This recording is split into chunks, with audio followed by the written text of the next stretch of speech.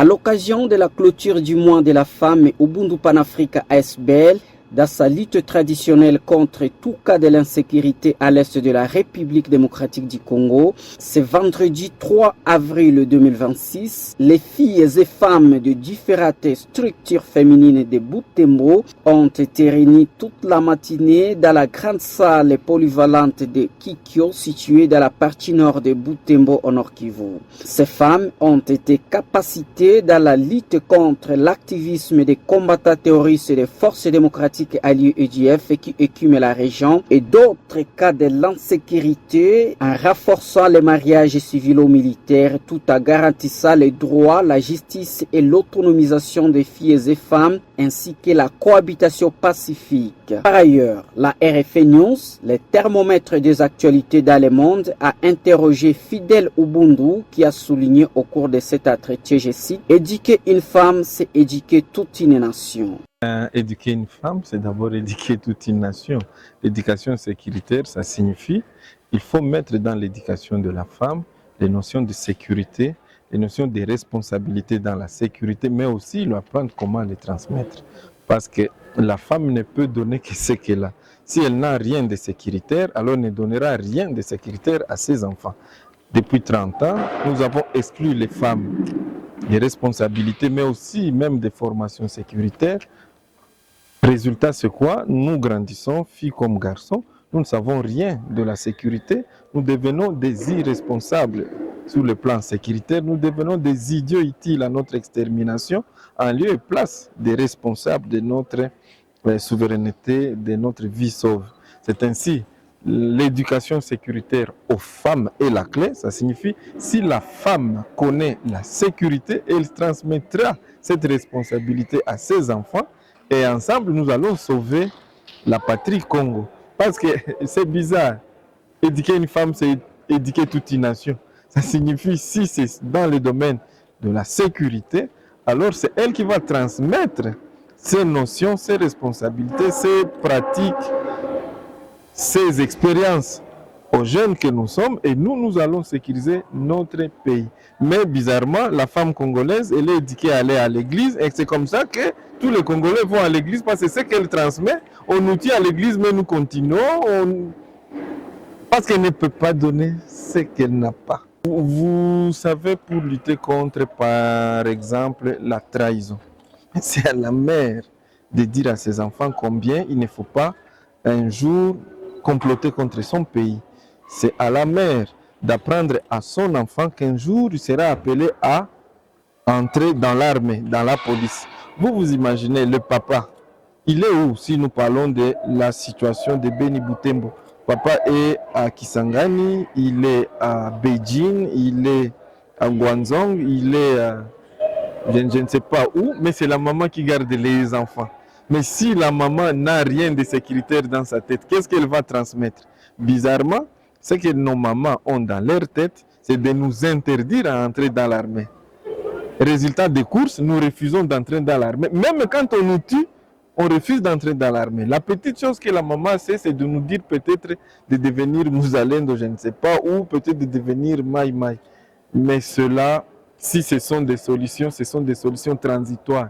Mais pour diriger ces pays, pour sauver ces pays, on a plus besoin d'être dans l'armée, on a plus besoin d'être des autorités, on a plus besoin d'être éduqués sécuritairement.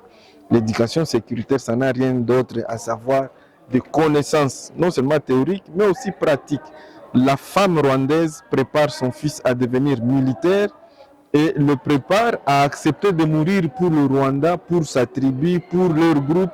Mais la femme congolaise prépare ses enfants à aller, à l'église, à monter au ciel. Mais depuis qu'elle nous apprend à aller au ciel, qui a vu quelqu'un aller au ciel? Au contraire, c'est celui qui attend que le ciel le sauve, qui voit sa tête être mise sur du bois. Et que donc, malheur à ces peuples dont les femmes n'enseignent à leurs enfants qu'aller à l'église. Nous sommes en train de voir la réalité au Moyen-Orient. Les fils d'Allah et les fils de Yahweh sont en train de se battre. Nous n'avons vu ni Djibril ni Gabriel venir sauver quoi que ce soit. Non, c'est chaque pays qui prépare sa force, qui prépare ses enfants. Et que donc, c'est à nos mamans de nous préparer non seulement à sauver ce pays, parce que quand on parle de ce pays, les gens imaginent autre chose.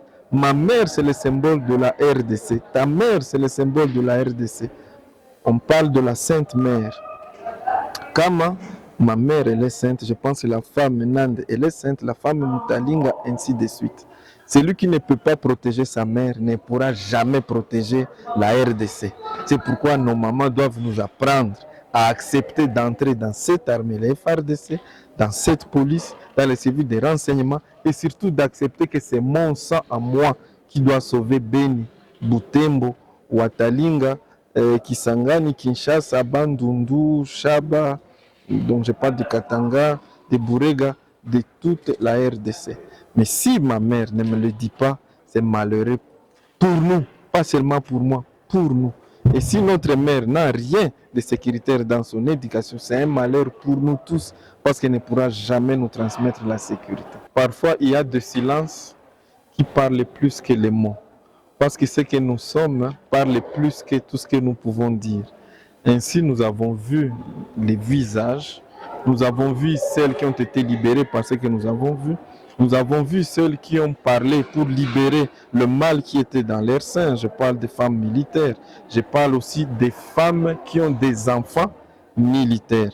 Nous avons vu aussi des femmes de Butembo qui ont compris que dans leur comportement, tout n'est pas bon. Par rapport non seulement aux familles militaires, ou même aux militaires. C'était un vrai échange. L'essentiel n'est pas d'écrier, parce qu'il est des cris qui sont juste de bruit. Et il est des silences qui parlent plus fort que tout ce qu'on peut dire. Et les silences que nous avons eus dans cette salle, il n'y a pas eu que les silences. Il y a eu des applaudissements, il y a eu aussi des signes. Nous avons vu des femmes prendre le symbole de leur énergie en termes de bougies, et remettre non seulement aux femmes politiques, à l'armée, mais aussi à la société civile, à ceux qui dirigent la coutume, pour dire osons la différence. Et nous avons dit oui, nous devons oser la différence. Parce que les partis politiques, dans la plupart des cas, ils aiment bien critiquer l'armée. Et d'autres aiment bien peut-être s'allier même à des politiques de combat, des politiques de guerre, donc à la politique du sang. Et aujourd'hui, le message était d'oser la différence. Nous avons passé 30 ans à critiquer l'armée, mais osons la différence. Soyons avec l'armée. Nous avons passé 30 ans à ne voter que des hommes, femmes de Beni, de Butembo, femmes de la RDC. Osons la différence. Votons prochainement les femmes. Femmes de Beni, de Butembo, femmes de la RDC. Vous aimez bien les Français, mais le français n'est pas la langue de notre force. Ce n'est même pas la langue de notre identité. Osons la différence. Apprenez le Kinande, le Kimbuba, le Kitalinga. Apprenons nos langues maternelles. Les langues qui se comportent bien avec cette terre. Et transmettons ces langues à nos enfants. Ce n'est que dans ces langues-là que nous sommes ce que nous sommes. Parler français ne nous rendra jamais français. Parler anglais ne nous rendra jamais anglais. Et nous avons donné l'exemple des Café Kitty, des Palos, des Calitex, des Maisons Banga et de tous les grands noms d'ici, de tous les grands noms Nande qui ont passé.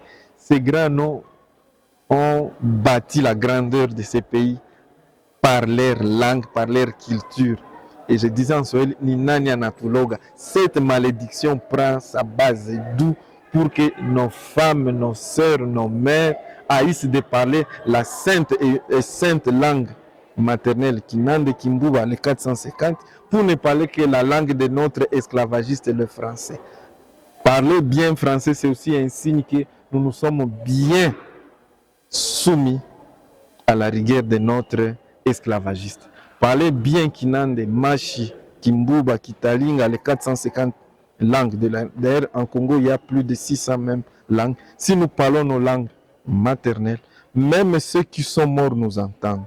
C'est la langue qui nous connecte à notre être intérieur et à notre force. Si nous continuons à parler la langue de l'étranger, ça signifie que nous invitons l'étranger à venir dominer ici. Nous avons donné l'exemple de Goma. Le M23 n'a régné et n'a su prendre des territoires facilement que là où on parle la langue du Rwanda, parce que c'est parler le Kinyarwanda, c'est déjà inviter le Rwanda à venir nous dominer. Et parler Kinande, c'est se connecter à sa force identitaire, à sa force territoriale, à sa force naturelle. Or, quand on est connecté à sa force traditionnelle intérieure, personne ne peut vous dominer. Ainsi, j'en appelle à tous ceux-là qui peuvent encore parler leur langue maternelle. Parler cette langue, c'est aussi une arme. Parler sa langue maternelle, c'est une façon de résister. Parler sa langue maternelle, c'est une façon d'affirmer que nous avons le pouvoir. Parler sa langue naturelle, c'est déjà exiger à ceux qui arrivent de se conformer à votre culture, parce que même les traîtres n'auront même pas par où passer, parce qu'ils seront obligés de trouver des interprètes.